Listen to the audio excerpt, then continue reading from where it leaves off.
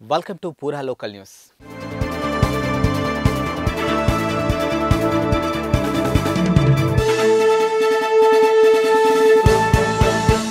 Karimnagar collector సమావేశం మందిరంలో ఫిబ్రవరి 21 నుండి 24 వరకు జరుగుతున్నటువంటి సమ్మక్క సారలమ్మ జాతర ఏర్పాటుపై వివిధ శాఖల అధికారులతో జిల్లా కలెక్టర్ పమేలా సత్పతి సమీక్షించారు.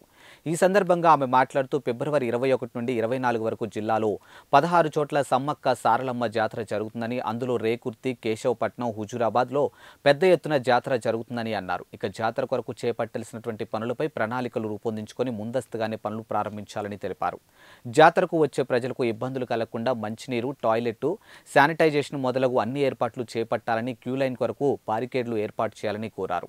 ఇక జాతర సమయంలో కెనాల్లో స్నానాల కొరకు నీటిని విడుదల చేయాలని, గజ ఈతగాలను నియమించాలని, జాతర మొదలుకొని ముగిసే వరకు అంతరాయం లేకుండా నిరంతరాయంగా విద్యుత్ సరఫరా ఉండేలా చూడాలని, శానిటైజ్ వాహనాలు, మందులు, డాక్టర్లతో మెడికల్ క్యాంపులను ఏర్పాటు చేయాలని సూచించారు. ఇక అధికారులందరూ వారి శాఖ పరంగా చేపట్టాల్సినటువంటి ఏర్పాట్లు చేసి జాతరను విజయవంతం చేయడంలో సమన్వయంతో సాగాలని అన్నారు. ఈ కార్యక్రమంలో స్థానిక సంస్థల అదనపు కలెక్టర్ ప్రఫుల్ దేశాయ్, దేవాదాయ శాఖ assistant commissioner Chandrashekar, Karimnagar RTO Maheshwar, దేవాదాయ శాఖ assistant commissioner Chandrashekar, Karimnagar RTO Maheshwar, జిల్లా ఎక్సైజ్ ఆబ్కారీ శాఖ అధికారి శ్రీనివాసరావు తదితరులు పాల్గొన్నారు. Thanks for watching Pura local news, your choice for local voice. Pura local మీకోసం మా ఛానల్.